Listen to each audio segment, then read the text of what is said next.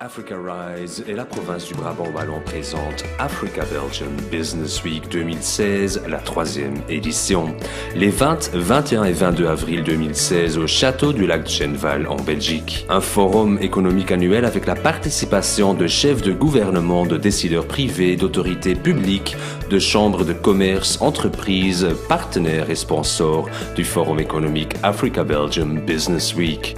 Une plateforme d'échange B2B orientée vers les partenaires et opportunités d'investissement en lien avec le continent.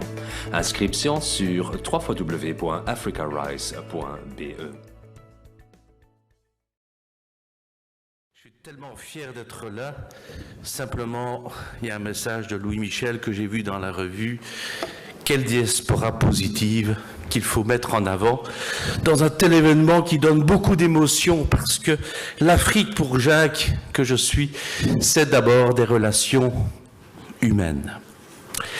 Et si je suis présent avec un grand honneur comme celui-là, oui, c'est pour vous parler d'une certaine réussite, mais la réussite assez incroyable, parce qu'en 2008, j'étais dans le gouffre. J'étais presque en faillite. Et quand on est en faillite, là en Europe, on n'est plus reconnu. Et j'ai rencontré un homme d'exception, Jean-Robert Ndudy, qui est devenu administrateur délégué de cette Africa Rise, et qui est venu dans mon bureau en me disant « Christian Lyongo, il faut que je te le présente, c'est mon frère. » Et je dis, bah ok. Et il me parle d'un projet. Jacques, est-ce que c'est possible que l'on puisse aller chercher tous tes amis africains et au lieu qu'on aille vers eux, demander qu'ils viennent vers nous.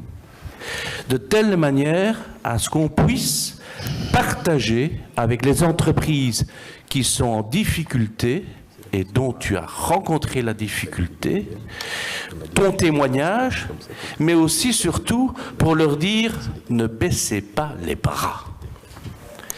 Allez de l'avant, prenez votre bâton de pèlerin, allez à la rencontre de l'autre, là où l'économie n'est plus, et ça, je m'en souviendrai toujours, on n'est plus à la veille d'un lancement économique, on est en plein dedans. Et c'est quoi? C'est l'Afrique. L'Afrique du Nord, passant au centre et en allant jusqu'au sud. Et c'est vrai qu'eux, ils m'ont parlé plus de la RDC, parce que ce sont des Congolais. Et moi, je leur ai dit, écoutez, moi, je suis en Algérie, je suis au Maroc, je suis en Tunisie. Jean-Robert, toi, tu me permets d'aller au Congo. Et si on mettait la communion de toute l'Afrique, ensemble. Et puis ils me disent, ben, on est d'accord si tu es d'accord. J'ai pris 24 heures pour dire à Christian Lyongo, let's go, on y va. C'est vrai que j'ai pas eu beaucoup d'amis, mais j'ai eu une femme extraordinaire qui est ma première marraine, qui est la députée Isabelle Kibassa Maliba. Et ça, quand on rencontre une femme comme celle-là, sorry monsieur Michel, mais on tombe amoureux. C'est bien, il m'a soufflé. Et je dis pas ça parce que vous êtes là. J'ai rencontré une deuxième femme d'exception, madame la consul générale, qui a un cœur tellement ouvert sur les problèmes que nous pouvons rencontrer, nous, Européens, vers l'Afrique, et qui, elle les résout, j'ai envie de dire, dans la journée. Donc, ça veut dire l'Afrique n'est pas si compliquée que cela. Et je peux vous assurer qu'aujourd'hui, si je peux donner un témoignage de réussite du groupe de Launois, c'est vraiment cela. C'est de savoir qu'il existe des institutions qui aident les entreprises PME à pouvoir se développer chez vous en Afrique. Je dois donc remercier l'Agence Wallonne de l'exportation parce que je suis en Wallonie. Grâce à cette deuxième édition, j'ai passé un cap suivant. J'ai dit, il faut qu'on aille voir CBLACP, il faut qu'on aille voir BIE, il faut qu'on aille voir les chambres de commerce. Vous savez, c'est au Kenya que j'ai rencontré le président de la chambre de commerce du Brabant wallon. C'est au Kenya qu'on a eu un règlement de compte entre CBLACP pour être devenus des grands amis aujourd'hui et de dire « on y va Jacques, on y va pour le forum ». Ça, c'est une réalité. Les affaires, ça se passe en Afrique, où tout le monde se sent bien, parce que les gens ont un cœur ouvert. Messieurs les amis entrepreneurs africains, merci d'avoir pris cet engagement de venir à cette deuxième édition. Et pour permettre de terminer mon témoignage, je me permettrai de vous dire quelle est la plus belle photographie de Delonoy et de sa réussite, c'est de pouvoir signer encore un contrat lors de cette deuxième édition en présence de vous, mes amis. Eh bien, effectivement, il faut que vous sachiez, à la première édition, il y a eu la société béninoise Siam qui est venue, qui a rencontré notre export manager, qui a échangé des mails. Puis c'est vrai, on est pris au niveau de l'Afrique de manière assez importante. Donc être sollicité, c'est bien. On ne signe pas un contrat pour pouvoir dire on a signé un contrat. Non, si on signe un contrat, ça veut dire qu'on va s'investir avec notre partenaire. Il faut savoir que Delonoy aujourd'hui est à Nairobi, au Kenya, et bientôt prochainement à Dar es Salaam, en Tanzanie, et aujourd'hui en Algérie, au Maroc, en Tunisie, de manière très active. J'ai mon partenaire T-Form Driss Chouban du Maroc de Casablanca est ici présent. Quand il m'a présenté son entreprise, qu'il m'a dit son chiffre d'affaires, eh bien sachez qu'avec le contrat que j'ai signé avec l'ONCF, il faut savoir que dans ce contrat de l'ONCF, j'ai scindé deux contrats. J'ai fait un contrat propre de ce qui va être produit en Belgique. J'ai eu la sollicitation de l'aide Sofinex, donc ce qui m'a permis. Donc vous voyez, tous les outils existent pour nous décrocher les contrats. Et tout ce qui a été réalisé en production a été dans un deuxième contrat que j'ai sous-traité à ma société marocaine ici présente. Donc j'invite vraiment tous mes partenaires à être et mes collaborateurs d'être présents à cette signature, mais il faut savoir que être avec Jean-Baptiste aujourd'hui sur cette estrade pour signer le contrat pour qu'il y ait une implantation Delonoy au Bénin, eh bien je suis heureux que vous en soyez les témoins. Nous avons eu plusieurs types de contrats effectivement signés, notamment au cours de la première édition de l'ABBW qui s'est tenue, faut-il le rappeler, à Charleroi. C'est un peu l'histoire qui se répète finalement. Bonsoir à tous. En 2012, le continent africain a connu une croissance économique de 5% et demi. Et pour y faire face, la République démocratique du Congo mise notamment sur la production d'électricité. A priori, aucun rapport avec Charleroi. Et pourtant, le groupe fleurusien Delonoy vient de remporter un premier contrat d'1 million d'euros pour la fourniture du matériel nécessaire à la réhabilitation d'une centrale électrique au Katanga. Une très bonne nouvelle pour cette entreprise qui connaît des temps difficiles en cette période de crise chez nous. Laurent Sermel vous en dit plus sur des images de Jean-Noël Lemar. La société Delonoy Levage à Fleurus a hissé pavillon congolais en l'honneur de ses visiteurs. Une délégation de la Société nationale d'électricité de République démocratique du Congo venue réceptionner en présence de la consul générale 3 ponts roulants qui serviront tout prochainement à la réhabilitation de la centrale électrique de Kony au Katanga. Il faut savoir que nous sommes en 2013, que le contrat nous l'avons eu en 2012 et donc c'est pour eux, je crois, il faut savoir que c'est pas simplement pour Delonoy. Je crois que ce qui est important, c'est pour la Société nationale d'électricité qui a réussi avec ses partenaires, parce qu'il faut trouver les financements, de dire voilà, on va faire la réhabilitation de cette centrale. Et si on réussit, eh bien, ça veut dire qu'on peut s'attaquer à une seconde centrale. Et si ça réussit encore, ben là, on peut aller plus loin et faire d'autres centrales dans le même état d'esprit et en mettant tout le monde en concurrence, ce qui est logique. La RDC veut remonter son économie. Et pour remonter l'économie, l'appui, c'est quoi? C'est l'énergie. Et pour cela, on a besoin de l'énergie. C'est ainsi qu'on veut réhabiliter pratiquement toutes les centrales existantes, toutes les machines qui existent de notre parc de production. Et en plus de cela, on veut implanter même d'autres centrales. Le programme de réhabilitation de la Société nationale congolaise vise une quinzaine d'installations. La société Delonoy-Levage a donc su saisir la balle au bond et a déjà signé pour la livraison et l'installation de ponts roulants dans une deuxième centrale, toujours au Katanga. Qu'est-ce qui vous a séduit dans l'entreprise Delonoy? La qualité des prestations et la rapidité par laquelle ils ont réalisé ce volet ce que nous avons voulu. Et nous nous sommes approchés, nous sommes en tout cas très satisfaits. Voilà. L'entreprise familiale implantée, voire ancrée à Charleroi depuis plus de 80 ans, a donc su faire fi de la crise, même s'il a fallu pour cela qu'elle s'exporte. Aujourd'hui, elle travaille avec plusieurs pays du continent africain et son message aux entrepreneurs wallons est clair. Ne restez pas chez vous et allez voir ce qui se passe à l'étranger. Et quand moi je me suis rendu en RDC et dans tout autre pays, je mettrai à l'honneur la RDC aujourd'hui, très honnêtement, il faut profiter de tous ces organismes. L'AWEX est très important, la Sofinex est très important et tous les attachés économiques et commerciaux de cet organisme, l'AWEX, nous a aidés à pouvoir s'implanter dans tous ces pays que je peux vous citer, l'Algérie, le Maroc, la Tunisie, y compris en RDC et d'autres pays de l'Afrique. Il y a un véritable savoir-faire qui est d'ailleurs apprécié en Afrique, qui peut être d'ailleurs plus connu en Afrique qu'ici même. Et nous sommes sûrs et certains que ça va effectivement amener d'autres contrats pour la société Delonoy, mais également pour d'autres sociétés aussi. Il s'agit d'un état d'esprit.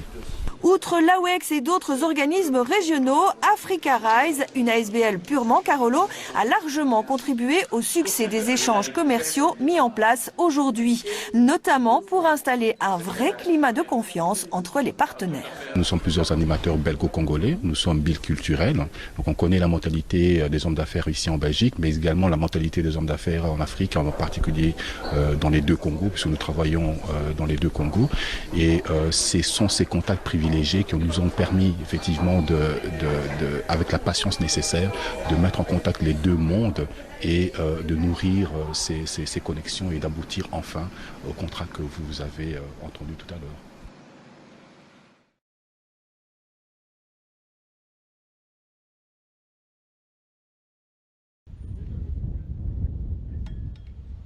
Ce forum doit contribuer à renforcer les liens économiques et d'amitié entre la Belgique et l'Afrique. Une initiative à laquelle le Québec, un autre partenaire privilégié, a gentiment également décidé de s'associer. Alors sans plus attendre, je vous souhaite à tous évidemment des échanges fructueux pour ces 3 journées qui s'annoncent très intenses. Et puis voilà, j'ai grand honneur de déclarer officiellement ouvert le forum de l'Africa Belgium Business Week. Merci beaucoup. Et de 2 pour l'Africa Belgium Business Week, le forum économique africain, qui a réuni plus de 500 entrepreneurs africains, européens et québécois au château du lac de Jeanval, en Belgique.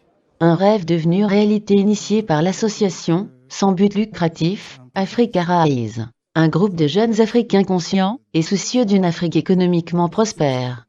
Après une première édition qui était une réussite. Nous sommes dans la deuxième édition. La deuxième édition qui est une édition beaucoup plus ambitieuse parce qu'elle implique 3 continents contre 2 lors de la première édition, puisque nous avons également des entreprises québécoises qui sont des nôtres. Nous étions 270 participants pour la première édition, nous en sommes à plus de 500 pour cette deuxième édition. Nous étions à Charleroi pour la première édition, nous sommes dans la province du Brabant-Wallon, à Genval, dans un lieu extrêmement prestigieux, le Château du Lac, au bord de ce prestigieux lac de Genval. Et donc nous sommes passés d'un forum, je dirais, régional à un forum international, avec la présence d'une délégation officielle de Côte d'Ivoire qui est conduite par son Excellence, Monsieur le Premier ministre Daniel Kablan-Dukan, avec une partie de son gouvernement. Et donc une très belle délégation qui a des projets à promouvoir et à mettre en valeur. Et donc nous sommes dans un format de très grande valeur pour cette deuxième édition et donc un grand sentiment de satisfaction. Pour cette seconde édition du Forum, la Côte d'Ivoire est à l'honneur. Elle est représentée par une trentaine d'entreprises ivoiriennes soutenues par son Premier ministre. En deçà des potentialités des 2 pays, Et j'ai indiqué aussi que la balance est favorable à la Côte d'Ivoire. On peut faire mieux. Et j'ai invité donc les investisseurs belges à consolider leur position, et notamment dans des domaines comme la transformation des produits agricoles, qui est un élément important, dans le domaine de l'énergie, qu'on peut faire, dans le domaine des ports, d'aéroports, des infrastructures de base.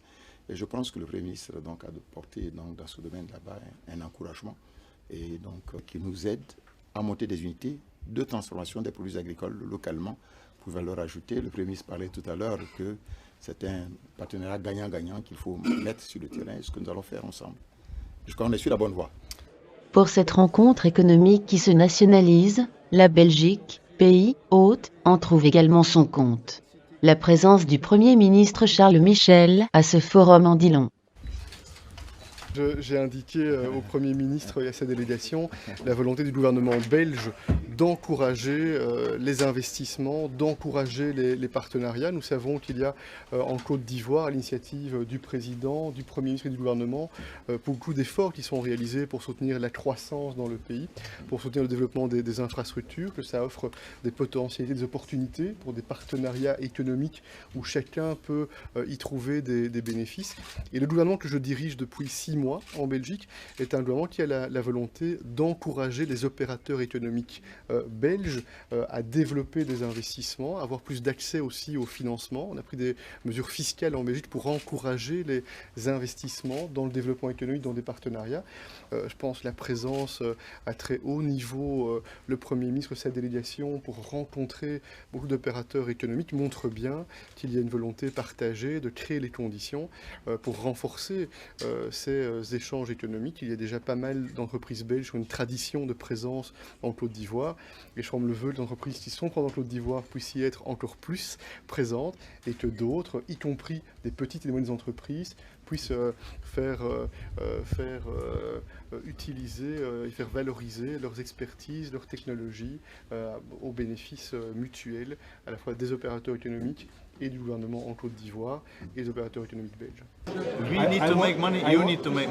Ce forum très pratique, basé aussi sur des rencontres B2B, permet aux chefs d'entreprise d'échanger sur leurs projets d'affaires respectifs. Il se veut également un facilitateur de contacts, un carrefour d'échanges et un tremplin vers l'Afrique. Nous sommes là pour dire aux investisseurs belges de venir au Togo, de venir dans notre pays. En venant, en se basant au Togo, c'est s'adresser au marché sous-régional, aussi bien de l'UEMOA que de la CEDEAO, à plus de 300 millions d'habitants. Et donc, étant donné que le Togo aussi a un port en eau profonde, à partir de là, ils peuvent réexporter leurs produits à coût réduit vers les pays de l'Union européenne, vers les pays d'Asie, vers les pays d'Amérique. Nous avons été intéressés par le forum à plusieurs niveaux. D'abord parce que notre pays, la Côte d'Ivoire, est à l'honneur aujourd'hui. Et il était indispensable que nous soyons là parce que c'est vraiment le rendez-vous de tous les acteurs économiques qui sont intéressés par l'investissement en Côte d'Ivoire. L'histoire est tellement belle qu'en 2013, la diaspora africaine représentée par son président et l'administrateur délégué me proposaient de dire est-ce qu'on y va dans l'aventure de faire un forum économique en invitant cette fois-ci les Africains à venir à la rencontre des entreprises belges. J'ai tout de suite dit oui en 24 heures et donc si nous sommes là aujourd'hui, c'est pour cette communion entre les entreprises africaines et belges. Alors nous sommes dans la deuxième édition et une deuxième édition qui est un fameux test pour savoir est-ce que d'abord les entreprises africaines vont être présentes, est-ce que les pays qui vont vouloir marquer le coup seront présents et effectivement, à partir du moment où on a les pays africains qui souhaitent travailler avec les entreprises belges sont présentes, on ne peut qu'inviter toutes les entreprises belges à venir à la rencontre des Africains et travailler dans un esprit gagnant-gagnant. Je sens beaucoup de félicité, je suis très très heureuse, un petit peu fatiguée, mais je me dis que l'effort que nous avons vraiment consenti pour arriver à ça a payé. L'année passée, c'était plus ou moins, on peut dire c'était très bien, mais c'était plus ou moins confidentiel par rapport à ce qui se passe aujourd'hui. Ce qui se passe aujourd'hui, c'est une dizaine de ministres qui viennent, c'est 2 premiers ministres qui se rencontrent pour parler de c'est même pas une problématique, pour parler d'un partenariat, d'un joint venture entre 2 continents. Et voilà, on part gagnant-gagnant. et je suis très heureuse. Je pense que tout le monde doit oser. On est en train de déplorer, par exemple, nos jeunes qui meurent en mer Méditerranée. Mais les réponses doivent venir de nous. Parce que nos jeunes, quand ils se déplacent, ce n'est pas de gaieté de cœur. Ils se déplacent pour voir un peu comment ça se passe ailleurs, si l'herbe n'est pas plus verte ailleurs. Et je pense alors qu'avec des initiatives pareilles, si nous créons des ponts et non des murs, comme c'est en train de se passer, si nous créons des ponts, nous allons aussi donner quelques réponses en fait aux préoccupations des gens sur place, des gens en Afrique. Et surtout, moi, ce qui me motive ici, c'est d'avoir cette Afrique qui, somme toute, c'est une Afrique qui ose, c'est une Afrique qui est sans complexe, c'est une Afrique qui vient ici, la tête haute, parce qu'elle vient voir des partenaires, pas parce qu'elle vient voir des obligés ou pour une quelconque assistance. On vient, on se regarde dans les yeux et on se serre la main si on accomplit quelque chose.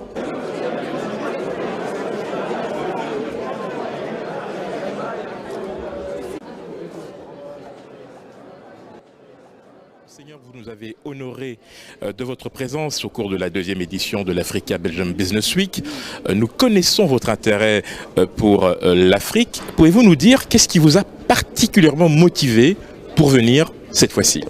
Eh bien, je pourrais utiliser votre logo publicitaire. C'est comment, ce qui m'a fasciné, c'est qu'il y ait une initiative africaine qui ait pour but de mieux faire connaître le continent africain aux Européens.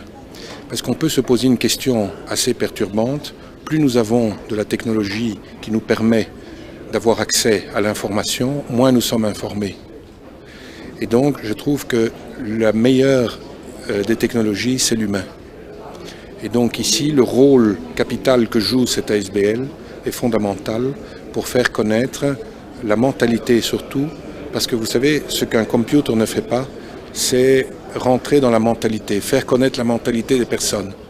Et c'est très important parce que c'est la mentalité des personnes qui font l'environnement d'un pays.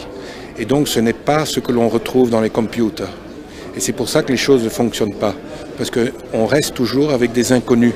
Des inconnus qui sont principalement et en grande partie sur le fait que les gens ne savent pas qui sont les autres personnes dans d'autres continents. Et donc, s'il y a inconnu, il y a méfiance. S'il y a méfiance, il y a souvent l'agressivité. Et l'agressivité amène à l'antipathie. Et ça s'appelle j'ai oublié, quand on n'aime pas... De la haine? La haine, non, mais... La tolérance. Du racisme. Alors, pour vous dire combien on mélange les termes, aujourd'hui on parle d'antisémitisme visant la méconnaissance du monde juif. Mais l'antisémitisme et le monde juif, c'est une toute petite partie de l'antisémitisme, parce que l'antisémitisme, c'est toute l'Afrique centrale.